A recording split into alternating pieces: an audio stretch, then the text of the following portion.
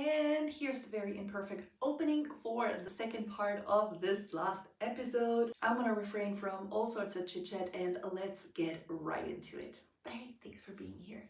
And now on to the last question that so many of you requested, and naturally I have a couple of answers. You requested I do talk about what no one tells you. And it's such a funny concept itself because we talk so much about women, right? We talk so much about pregnancy and birth when you're actually being confronted with having a baby yourself, or if you're having somebody in your field who is going to or who has a baby. But if you are not in that bubble, there's so much, like there's this world that you have no idea about. And I found myself over and over that trail of the past 9 months where I was mind blown by how little I know. And I was thinking of myself as a very educated woman in these terms. Mind you, my mom is a midwife. I've been present at a birth. I thought I know a lot about the female body, but turns out I don't. I believe I could fill an entire season for this podcast with this single one question, but I'm gonna carve out what really stands out for me at the moment. And what I want to remind you that this is my experience. This is my thoughts. It's so valid that it is extremely different for other women who go through a pregnancy as well. With that being said, the first answer to what they don't tell you, well, they trick you. My loves, you're not pregnant for 9 months. You're pregnant for 10 months. And if you're like, what? Wait, what? Excuse me? Okay, do the math. On any pregnancy app, there's 40 weeks of pregnancy. There's 4 weeks in a month. Multiply that with 10, you get 10 times 4 weeks. You're pregnant for 10 months, not 9 months. I was so confused by that. And whenever somebody asked me in which month I am, I was completely, utterly startled because you always look at that app. With every step that you come closer to your 9th month, you're like, that doesn't add up. Something is wrong here. I don't know if they do that to make it more digestible or if there's an actual mathematical logic behind it that I just don't get. But yeah, that's the first thing that I want to point out. They trick you. You're pregnant for 10 months, not 9. Next one of my answers. Oh, this one is spicy. Now, we all made it socially very acceptable to talk a lot about women's bodies. It's normalized. Magazines do it. Marketing is especially good at it. Watching TV, you're hit with so many unconscious ways that teach us how normal and acceptable it is to talk about a woman's body, while it is not. It is none of your freaking business how a woman clothes herself, how she talks, how she walks, what size she is, what she does with her hair or does not do with her hair. And in that, I even want to say vulnerable phase in a woman's life, that is pregnancy, this is extremely highlighted. Now, interestingly, I have found that the most judgmental, overstepping, or simply annoying comments or even actions come from other women. And not only that, mostly from other mothers. Seriously, other mothers have granted me so little grace in when my energy levels were low, in when I couldn't live up to their expectations, in how I did things. It's mind-rattling because you would think that the oppression of women, that the talking about women's bodies, women's actions, judging them so constantly is obviously a byproduct of the patriarchy, which is a system that consequently oppresses women. And yet women are the ones that keep it all up. Women are the foot soldiers of patriarchy, and I don't know why we do that. The only thing that I can pull it back to is the fact that there is so much criticism on women that as women we have so much expectation towards ourselves. As soon as we put such an overload of expectation towards us, we also do that with the ones around us. So whatever you haven't worked through yet in your constitution pattern, in your psyche, you will without a doubt unconsciously put these very uncomfortable and sometimes even harmful behaviors towards others, especially towards others who go through the same thing or who are a part of this kind of group.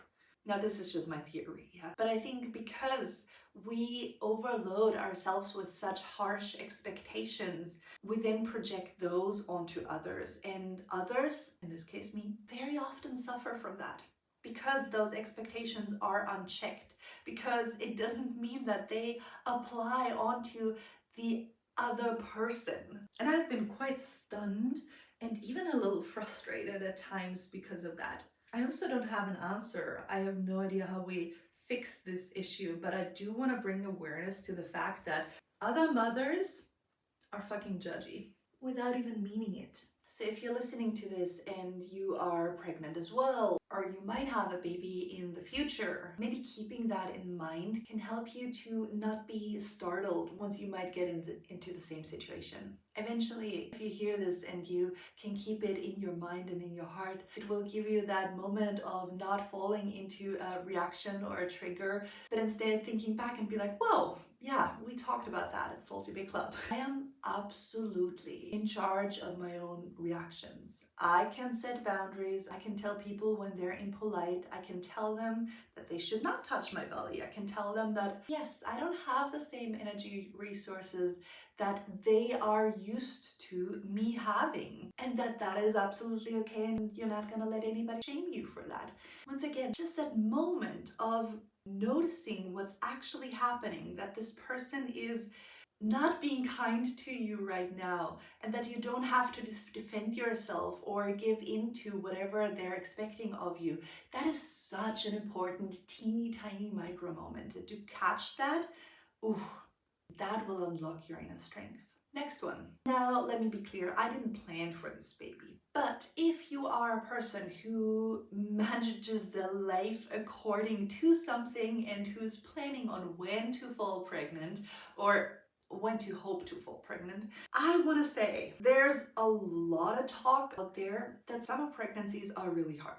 And when we're talking about a pregnancy being really hard, obviously the 3 trimesters, they appear so different. I will generalize a little bit and say for many of us the first one is hard and the last one comes with very specific challenges. The second trimester, the middle time, that's for partying. Most women are feeling so good in the second trimester. It's when you have all your energy, when you still have your physical range of motion, when life is just being a big blessing. So when we're talking about this next answer, I want you to keep in mind that the last trimester might be the most physically straining one. Again, as I said, so many people out there say that summer pregnancies are really hard, and I've never experienced it, so who am I to tell? But I know I like summer. I know I like sweating. I can absolutely empathize with people who say it is really hard, but I also want to make a point that winter pregnancies are not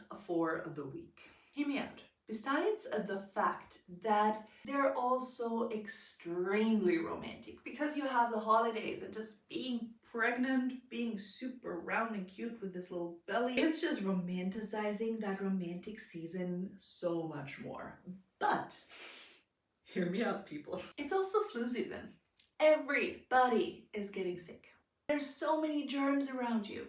And while I'm not a person who's afraid of germs, I have learned my lesson here. Because once you fall sick, you're not getting rid of that. At least not as easily as you would have done would I have not been pregnant. Besides that, you can barely take any meds. Yes, there's a couple painkillers that you can take, but if that's not what you need, if that's not what your body requires, a simple painkiller, but you need specific medication, you will just have to sit it out because there is so little medication for easy things like a burning sore throat. You can literally take nothing. I was in that situation. I survived on honey and lemon water, which if it's a moderate sore throat might be fine, but if for days your throat is burning. Let me tell you, all the yoga teacher heart, I missed a good medication. Next one up, you don't even have to fall sick. You might just have a stuffy runny nose in winter. Well, let me tell you, you know what's a side effect of pregnancy? Congestion. Once you have this mucus in your sinuses, let me tell you, it's not going away anymore. And that is especially fun because you're not really able to sleep anyway. And once your body is falling down into bed after a full day and you're looking forward to that little bit of sleep that is interrupted by going to the bathroom 3 times every night, you will be kept awake because you literally can't breathe anymore. Okay, I don't want to scare you or complain too hard, but I want to raise awareness that winter pregnancies are coming with certain difficulties that I would be mindful if I would plan my next pregnancy.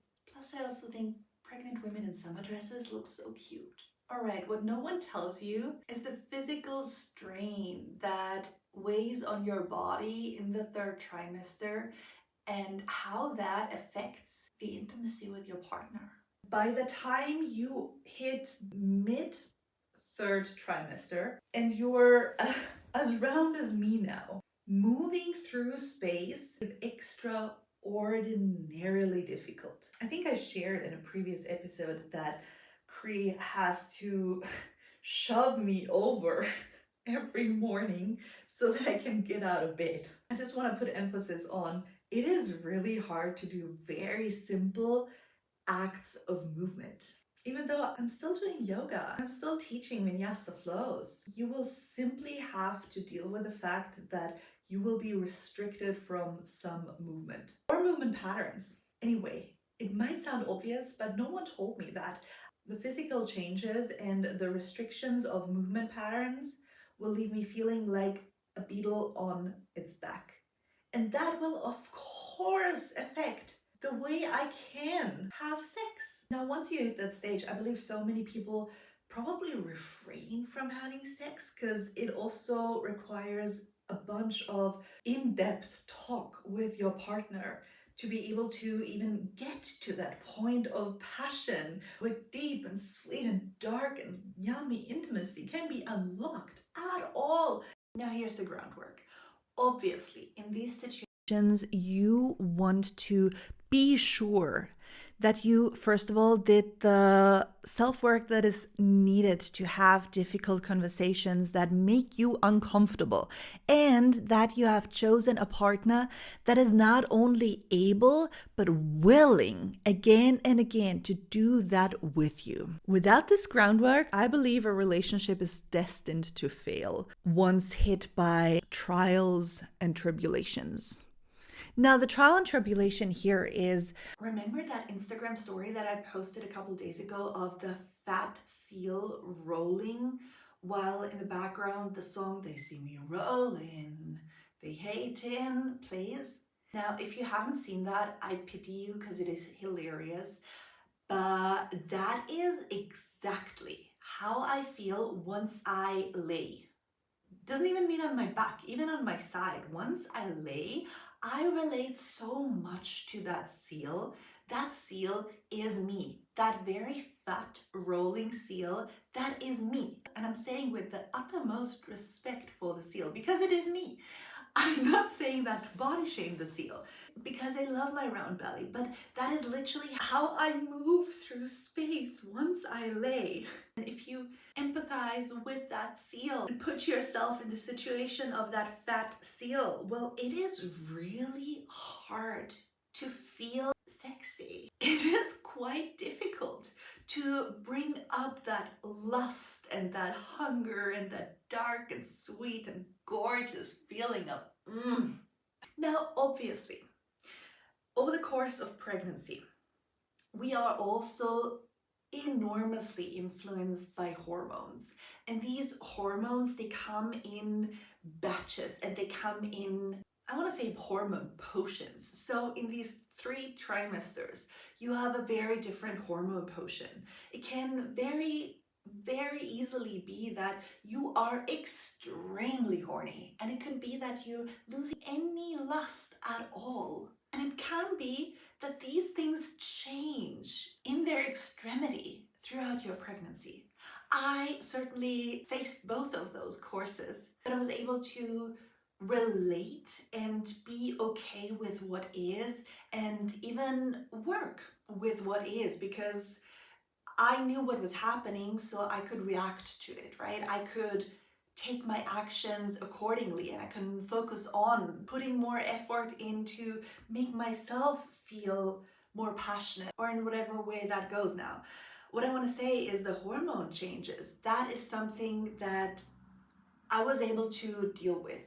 But no one told me that I would be physically so restrained, that it deeply influences my range of motion, and with that, how I can have sex.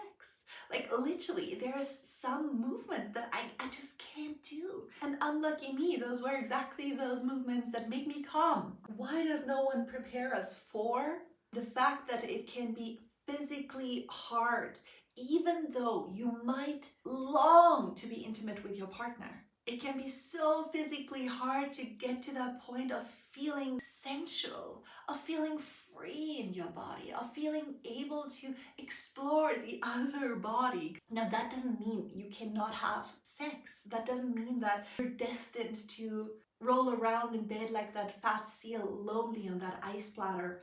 No.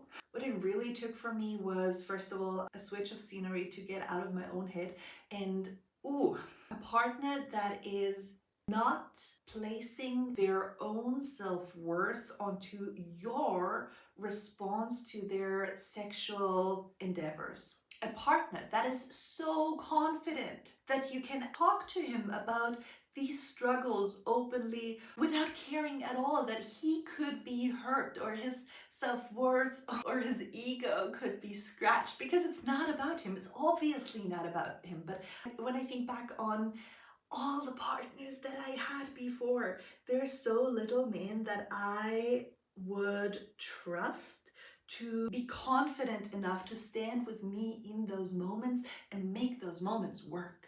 To not just have them be as what they are, but to transform them and to actually, I don't want to say work on it, but engage in whatever is in life, as imperfect as it can be, as restricting as it can be, and still make it beautiful. That only happens when you meet another, truly, without your own projection. I'm so grateful that I'm with a man who's able to also guide me through those moments when I'm feeling like I feel helpless. It would happen that I really, really longed to be intimate with him, but the way I was able to do that with my body before was just not accessible to me. Oh my God, that is such a biggie. And I feel like I just opened a pot of gold with that question, because it's so deep, and I don't know if anyone can relate, but it's certainly something that we don't talk about enough. And I could talk on and on and on about it, but at its core, what I want you to take away from me sharing